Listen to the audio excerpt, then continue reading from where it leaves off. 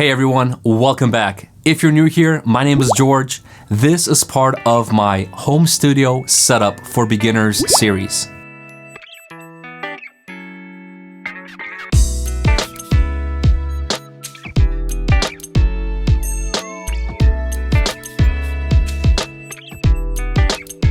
In the last videos, we learned how to set up our audio interface. We talked about a dynamic and condenser microphone, and also look at settings that we should probably not touch, just leave it alone.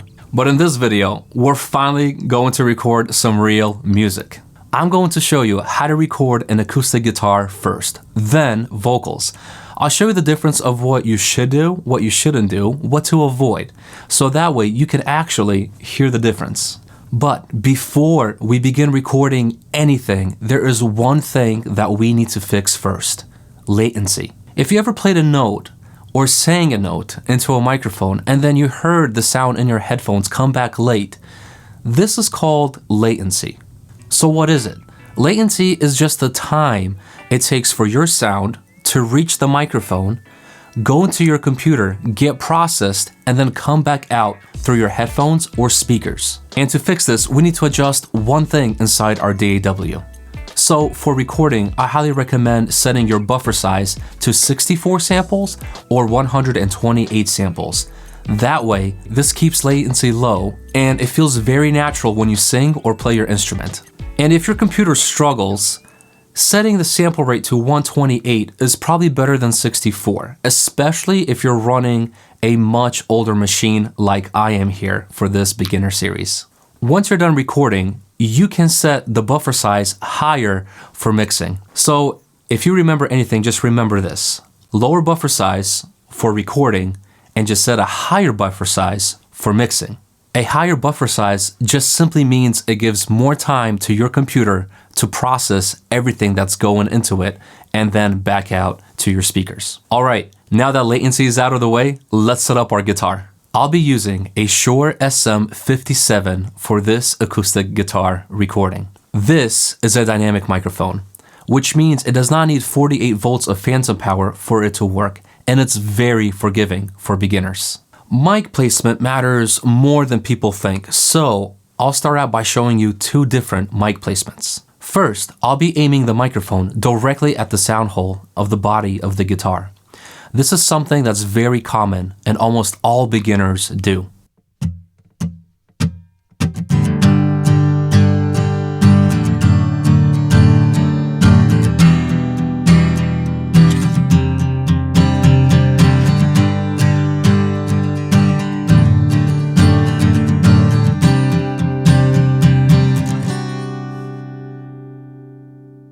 Now, I'll be moving the mic to the 12th fret of the guitar, slightly pointing towards the sound hole, keeping it about 8 to 12 inches away. 1, 2, 3.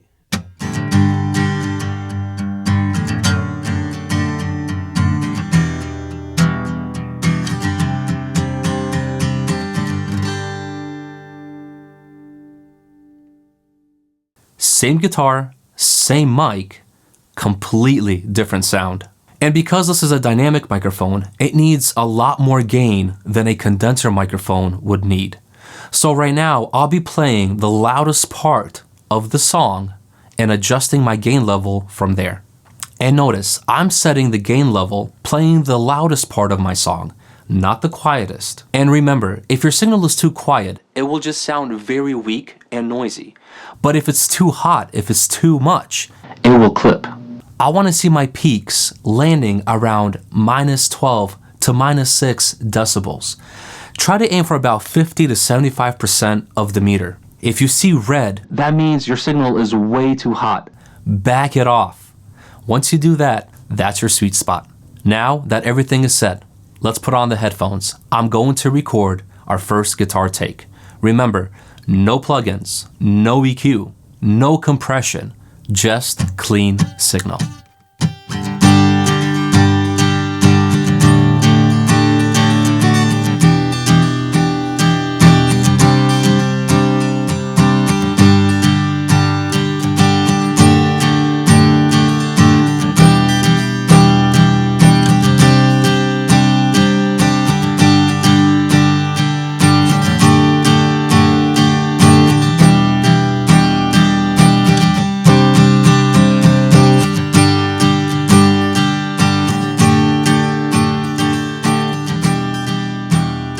Now, let's move on to recording vocals. For this, I'll be using a condenser microphone, so we need to turn on that 48 volt of phantom power. Always make sure that your condenser mic is plugged in before turning on the 48 volt of phantom power.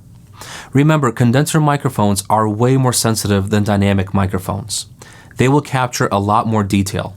So that also means that a condenser microphone will pick up a lot more of the room sound. One thing that I see a lot of beginners struggle with is their plosives. That's their P and B sounds. First, I'm going to say the following phrase without a pop filter. Peter Piper pecked a pick of pickled peppers. Peter Piper picked a peck of pickled peppers. Now, I'm going to be adding a pop filter between myself and the microphone. Peter Piper pecked a peck of pickled peppers. Peter Piper picked a peck of pickled peppers. Same mic, same voice, and the only difference is that pop filter. Notice that I need less gain for this condenser microphone compared to a dynamic microphone. Again, this is completely normal. And my goal right now is to make sure that we try to hit that peak level between -12 to -6 decibels, 50 to 75% of the meter. Now, I'm going to record a vocal take, and just like the guitar, no plugins, just a clean signal.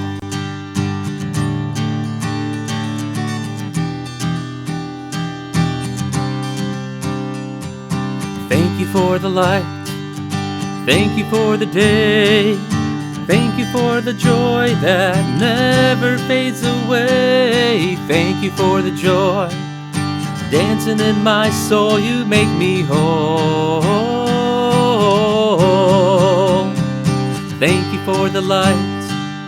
Thank you for the day. Thank you for the love that never fades away. Thank you for the joy dancing in my soul. You make me whole. Let's recap.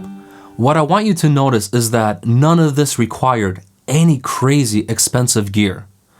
Just by having proper mic placement, a good gain signal, this pretty much does the work for you. This is a very, very good foundation to build on. If you can get this right, everything else from mixing to mastering becomes way, way easier. Practically, the song can mix itself. In the next video, we'll talk about what to do after you're done recording. I'll show you how to organize your tracks, how to set a proper level, and when to actually start using your plugins. If you are following this series, make sure you start from the beginning. I have linked the playlist below for you in the description. Again, if you're new to my channel and you haven't subscribed yet, it would mean the world to me if you hit that subscribe button, notifications bell, and give this video a thumbs up. If you leave a comment, I'll make sure to respond to you. Thanks so much. We'll see you on the next one.